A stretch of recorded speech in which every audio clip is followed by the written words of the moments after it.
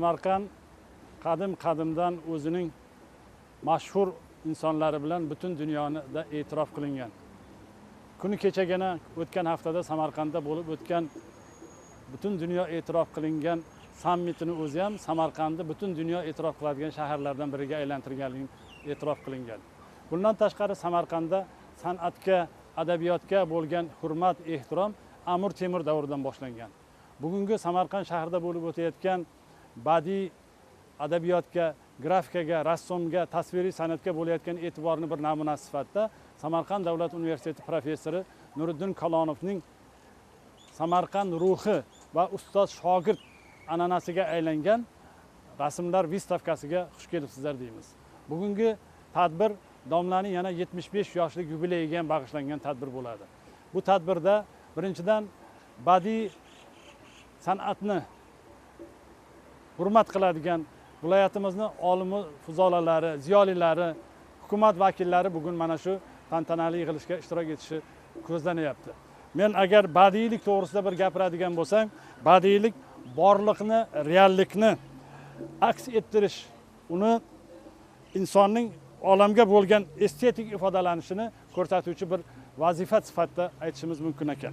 Bundan tashqari badiiy ijod adabiyot bilan san'atni birga fenomen hisoblanadi.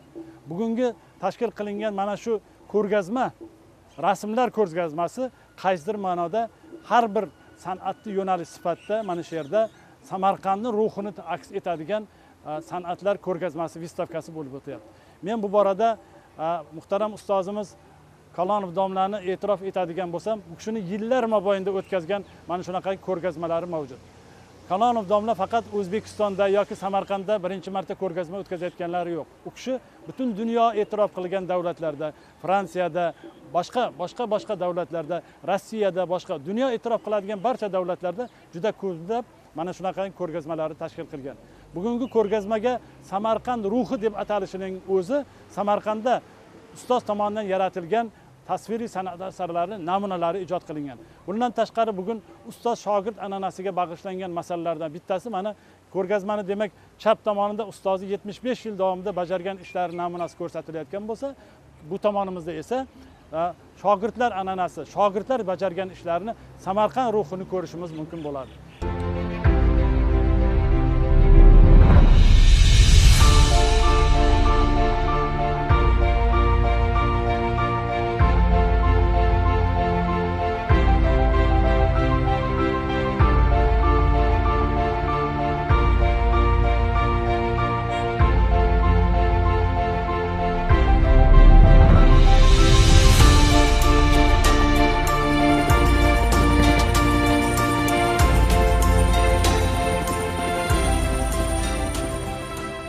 Assalomu alaykum.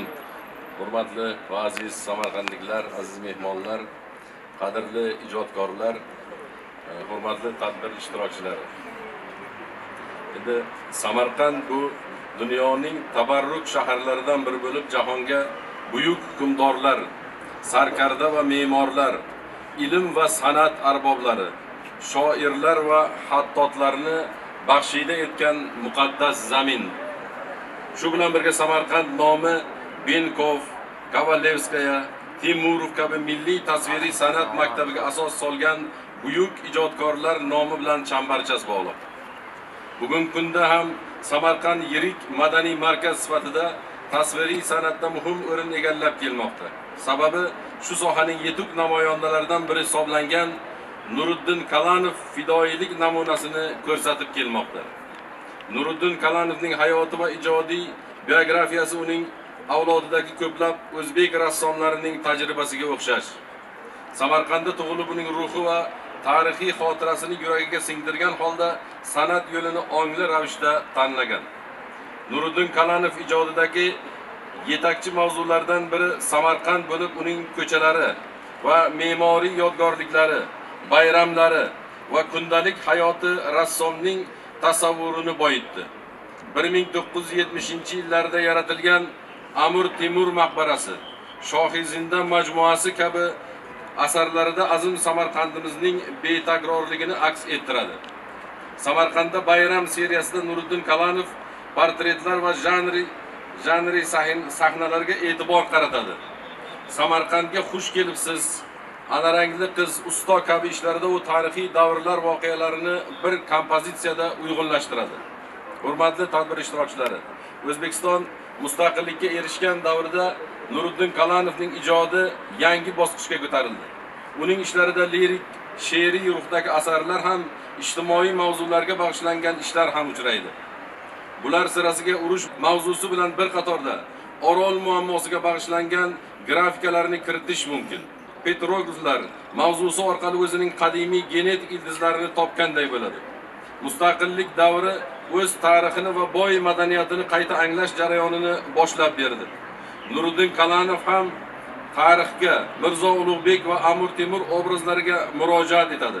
Shu bilan birga u milliy madaniyatning muhim unsurlari, shoshmaqom, afrosiyob freskalari, to'y marosimlari, urf-odatlar, tabiat go'zalliklari va naturmortlarga murojaat qiladi. Nuriddin Kalanov grafikadan tabiiylikka o'tgan 2000-yillarda monumental rassomchilikka, yirik mozaik panolar va sgrafito kompozitsiyalarga murojaat etadi. Bu asarlar Samarqand shahri muhitiga organik ravishda uyg'unlashadi va musbat ruhda yangraydi. Nuriddin Kalanov ko'plab respublika va xalqaro ko'rgazmalar ishtirokchisi. Uning ijodi Samarqandning ajralmas bir qismiga aylanib ulgurgan. U insonni ezgulik va tinchlikka, nur va farovonlikka da'vat etadi.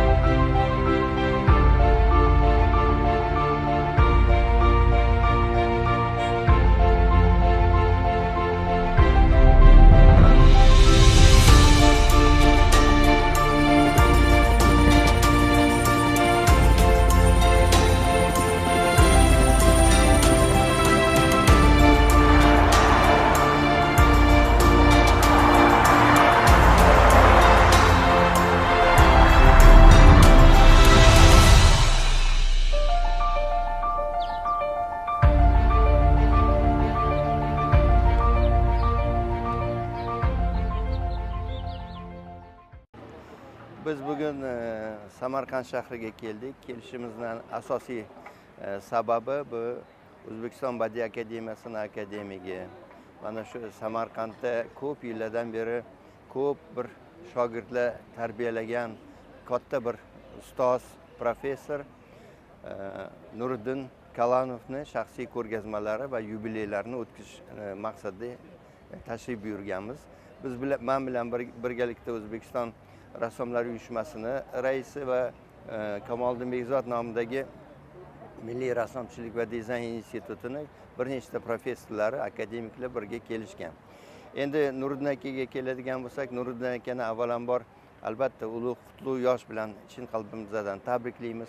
O'ylaymanki, mana shu go'zal bizani g'ururimiz bo'lgan Samarqand shahrida ko'p yillardan beri ijod qilib, qolaversa shu Samarqand diyorini, umuman Samarqand xalqini dunyoga bir tanishtirishda katta bir shijoat ko'rsatgan ijodkorlardan biri deb hisoblaymiz. O'tgan yili mana o'zlari O'zbekiston Badiiy akademiyasining akademigi bo'ldilar. Qolaversa kelajakda xudo xolasa hali o'zlari qatoridagi mana shu ko'plab ijod qilayotgan yoshlar, qolaversa ana shu yoshlarning kelajagi, ularning ijodi mana shular uchun ko'p qayg'urib yuribdilar. O'ylaymanki, ulardan keyingi mana shu ijodni davom ettirayotgan ularning shogirdlari mana shu Samarqand uchun, Samarqand xalqi uchun, qolaversa O'zbekistonimiz uchun ijodida juda ham katta bir mehnat qilib o'zlari ko'rsatishadi degan bir umid bildiraman. Endi Badiiy akademiyaning rahbari sifatida men aytishim mumkin, Nuriddin Kalanov ko'p yillar mana shu Samarqand viloyatini rassomlar uyushmasining raisi bo'lgan. Mana shu raislik faoliyatida ham juda ham faol, juda ham bir haligi ishchan, mehnatsevar bir inson sifatida, qolaversa bir kollektiv uchun ko'p narsalar qiladigan bir inson sifatida o'zini ko'rsatgan. Biz Nuriddin akani juda ham hurmat qilamiz.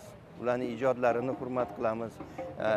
O'ylaymanki, bundan buyog'iga ham Nuriddin aka mana shu o'sib kelayotgan yosh avlodni tarbiyalashda o'zlarini kuch-quvvatlarini, sa'y-harakatlarini ayamaydilar.